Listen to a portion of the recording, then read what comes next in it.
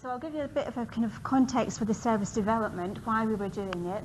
We've used a lot of co-creation, as we call it. You were talking about co-production, co-creation, co-design. We could go on forever talking about terminology. And the service design process that we used, which culminated in a winter trial of the technology service. And I'll just very briefly tell you what the people that were involved in the winter trial said about it. So this work was done as part of the Dallas project, some of you may know about. This is the Delivering Assisted Lifestyles at Scale project, which has government funding from the Technology Strategy Board, which is now Innovate UK. 23 million, so sizable amount. And it created 4 different communities across the UK. So one in Scotland, one in Liverpool, the iFocus community that I was part of, which was looking across the whole of the UK at interoperability and how these digital technologies would work together, and one that was focusing on an e-read book that would start in childhood and then become your e-health record as you grow older. But really the whole purpose of this large, as I say, city and country-based work is around demonstrating that these technology services could be delivered at scale. We've had a lot of pilot work done in terms of delivering these kind of digital technologies. It's time to move on. It's time to look at, can they really make a difference on a large scale? And this is going to involve thinking beyond traditional health and social care services. And that was the whole purpose of the Dallas community that I was part of, the iFocus community. It was led by a company up in Yorkshire called the Advanced Digital Institute. And part of their remit, as well as looking at interoperability, was to look at a new consumer-focused service that would sit outside of health and social care, but might meet the need for a group of people who have a low level of need, who are not eligible to receive anything from statutory health and social care services. So we know that, why is there a need for a consumer service? We know about the change in demographics in our country, of older people living longer. We know from some work we did on a previous project that today's group of older people actually have higher spending power than any other previous older generation. It may not feel like it at times, but it's true. But they also at the same time have increasingly dispersed family infrastructures to support them. We know people living longer with a long-term condition that limits their daily activity, and we know we've got problems with their health and social care budgets. So much so that only those people with critical or substantial needs would be eligible to receive services. So if you have a low or a moderate need, what do? Do you wait till you get critical or substantial?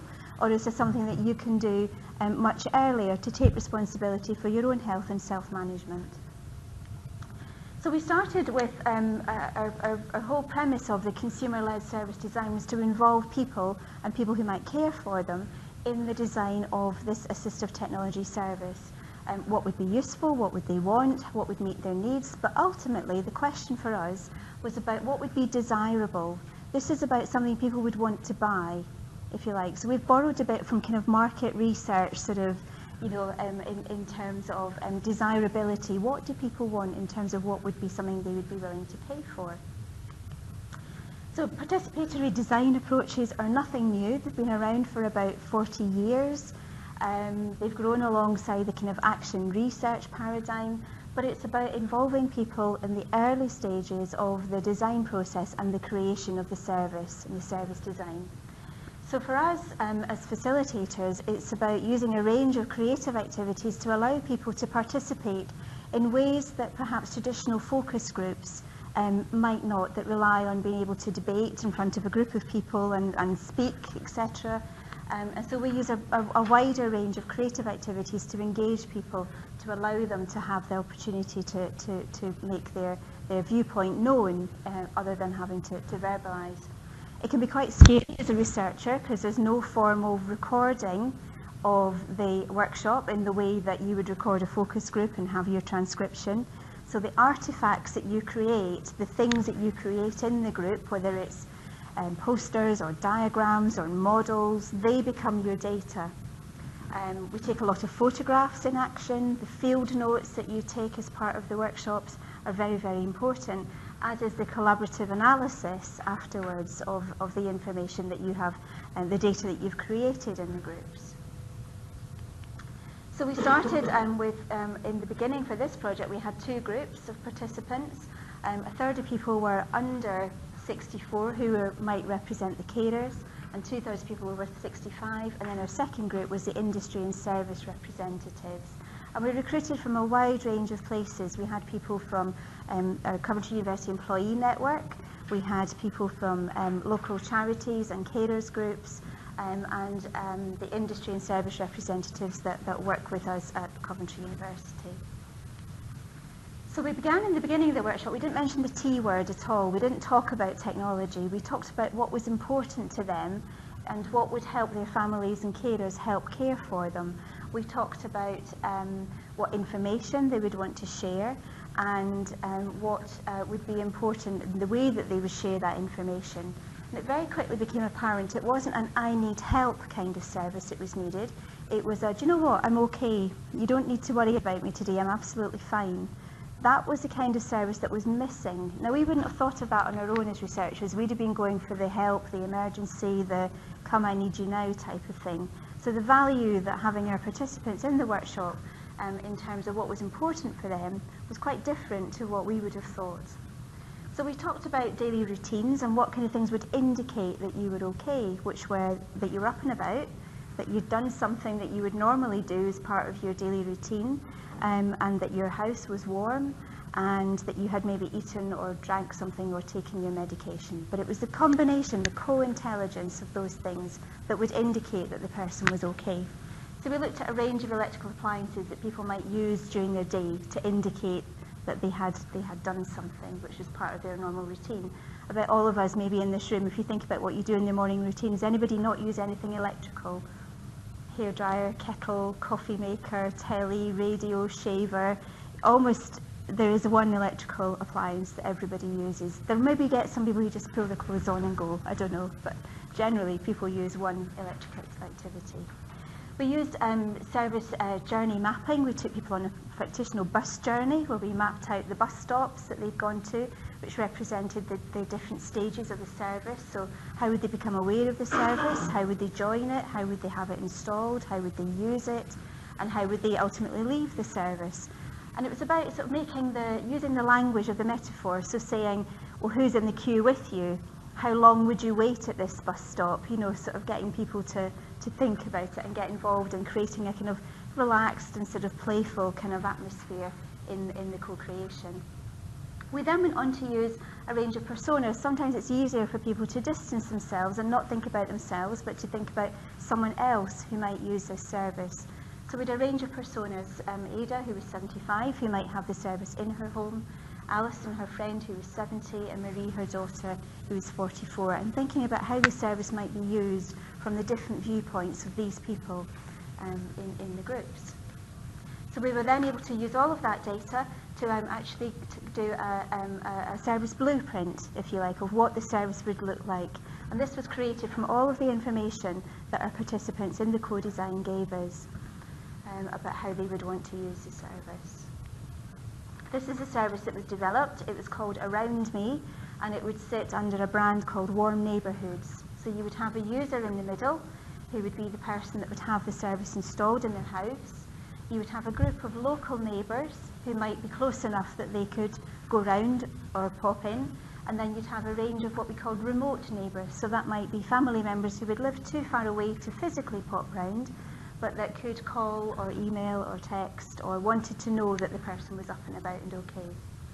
The range of technology that we used were some PIR, the passive infrared movement sensors, some door sensors, appliance use monitors, ambient temperature detectors. We didn't actually go for the energy use in the end because it was too complicated in terms of different heating systems, etc. And an I'm okay button. And people received a text message.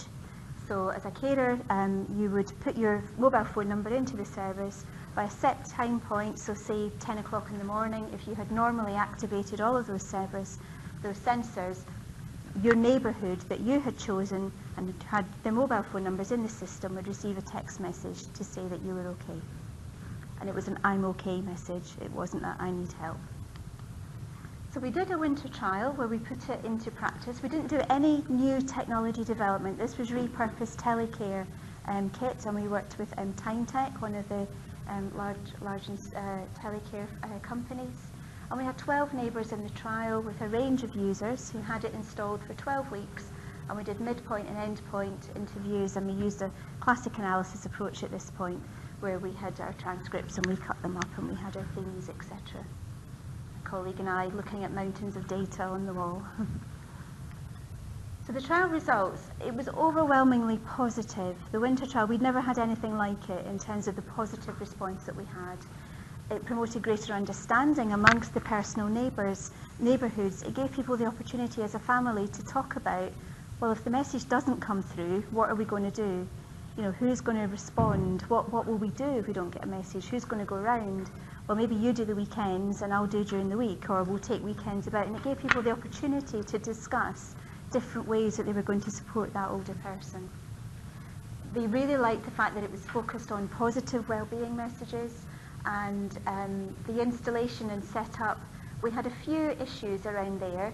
And also, I have a fairly standard routine Monday to Friday, but my weekends are a bit different. So we needed a bit more flexibility in the system. And at the end of the trial, everyone wanted to continue to use it, even though it was only a pilot, everyone, which was really quite phenomenal. Some participant views about what they thought about the service. Again, all very, very positive.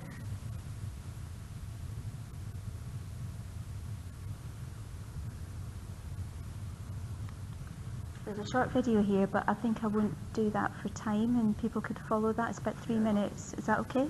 Yeah, you can catch a bit back. So if you're going to share it online, you can follow the link, and there's some more user views about the video.